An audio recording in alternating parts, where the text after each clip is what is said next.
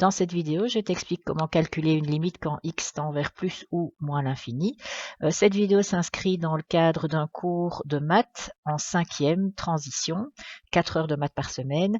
D'autres méthodes existent mais ne seront pas vues donc dans cette vidéo.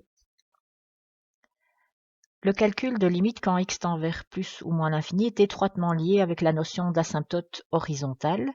Donc, le calcul de ces limites va nous permettre de détecter s'il y a des asymptotes horizontales, soit à gauche, soit à droite, soit des deux côtés d'un graphique. Alors, voyons sur l'exemple qui est ici.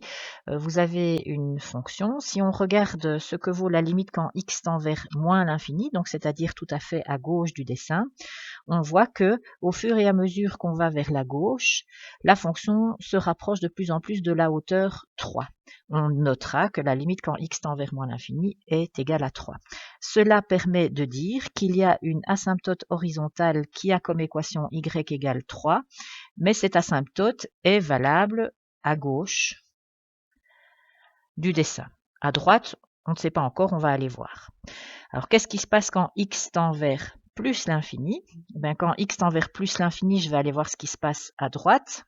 Quand je vais de plus en plus vers la droite, ma fonction est de plus en plus croissante, elle monte de plus en plus sans atteindre une valeur maximale. Il n'y a pas de plafond qui apparaît sur ce dessin-ci. On dira donc que la limite quand x tend vers plus l'infini de la fonction donne plus l'infini. Et dans ce cas-là, il n'y a pas d'asymptote horizontale à droite pour cette fonction-ci.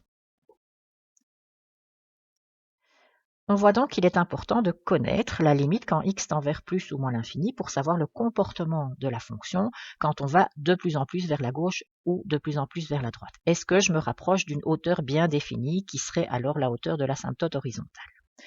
Alors pour calculer une limite quand x tend vers plus ou moins l'infini, on va commencer par remplacer x par l'infini en question.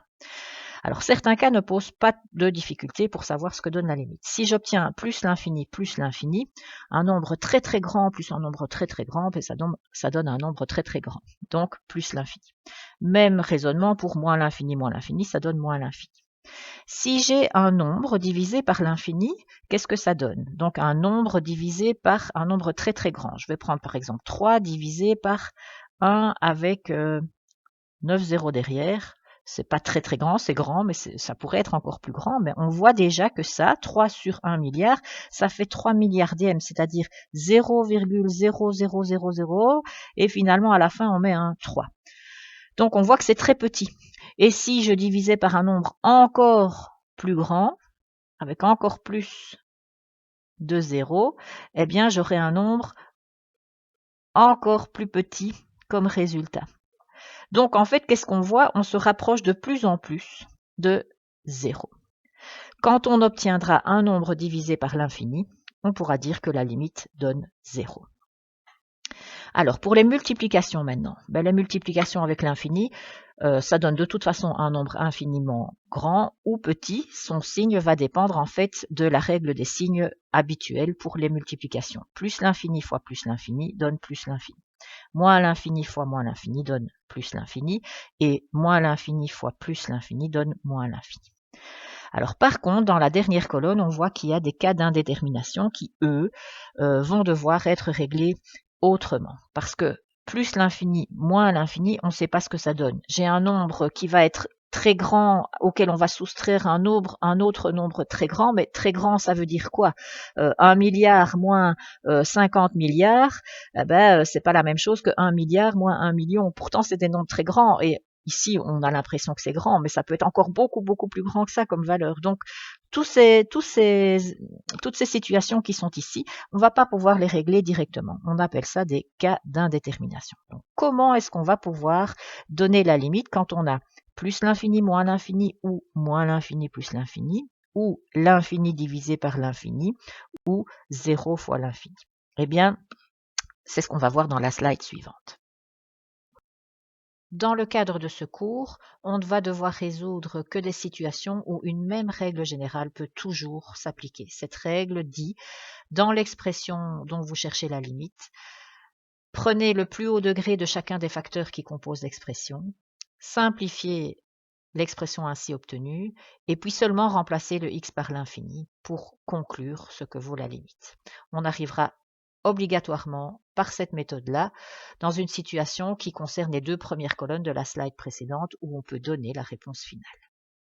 Alors pour justifier cette méthode, je vais ici faire la résolution complète d'un exercice où tu vas voir qu'on arrive à une certaine solution de façon plus ou moins compliquée.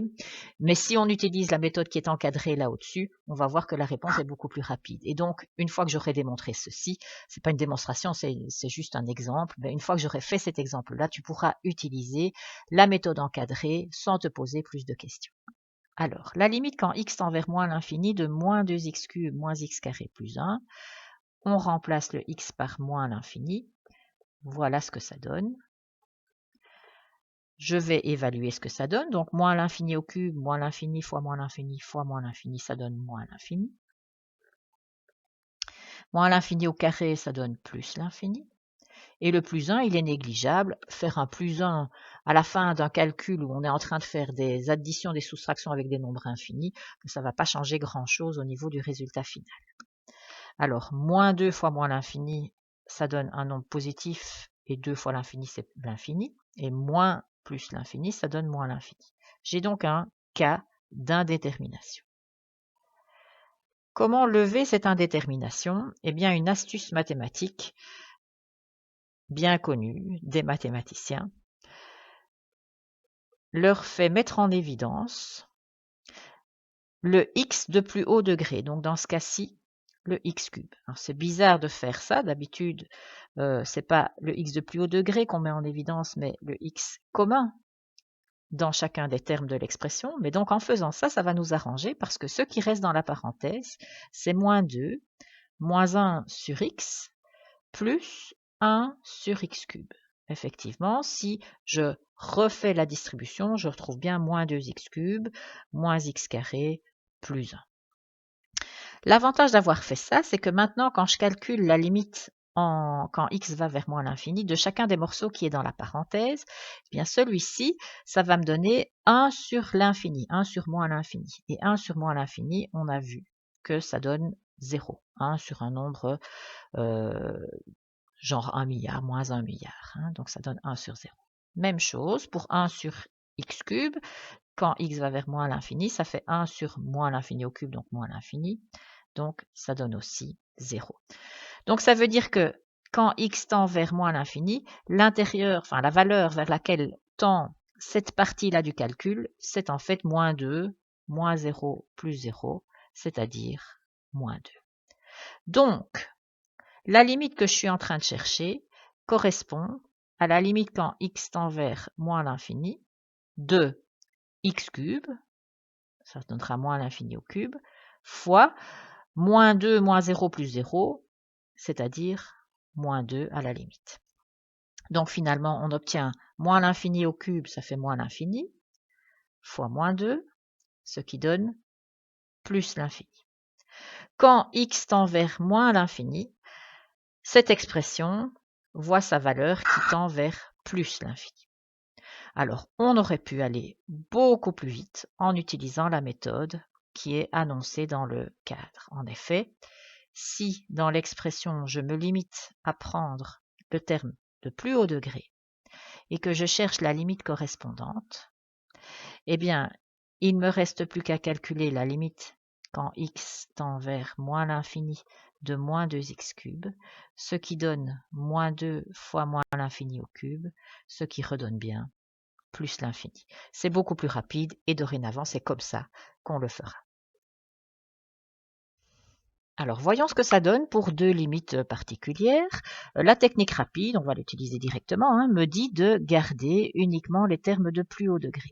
Donc, la limite quand x tend vers plus l'infini de l'expression qui m'était donnée revient à calculer la limite de 2x cube sur x exposant 4. On me dit dans la technique qu'il faut simplifier, ça me donne 2 sur x, et seulement à ce moment-là remplacer par plus l'infini. 2 sur l'infini, 2 sur un nombre énormément grand, 2 sur un nombre très très grand, ça donne 0. J'arrive à la conclusion que plus je vais vers la droite, plus ma fonction va se rapprocher de la hauteur 0. Je peux donc en conclure qu'il y a une asymptote horizontale qui a comme équation y égale 0, en tout cas à droite du graphe.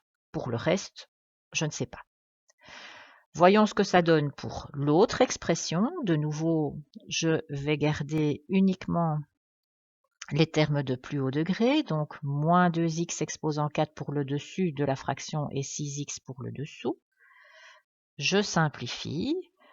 Alors ça me fait la limite quand x tend vers plus l'infini de moins 1 fois moins 1 tiers d'abord au niveau des chiffres, et alors x exposant 4 sur x, il reste x exposant 3. Ce qui fait, quand je remplace x par l'infini, moins 1 tiers fois plus l'infini au cube. Plus l'infini au cube, ça fait plus l'infini, fois un nombre négatif, ça fait moins l'infini.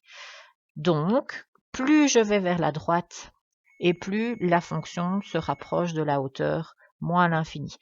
Elle descend de plus en plus, autrement dit. Donc, il n'y aura pas d'asymptote horizontale, en tout cas pas à droite de ce graphique-là.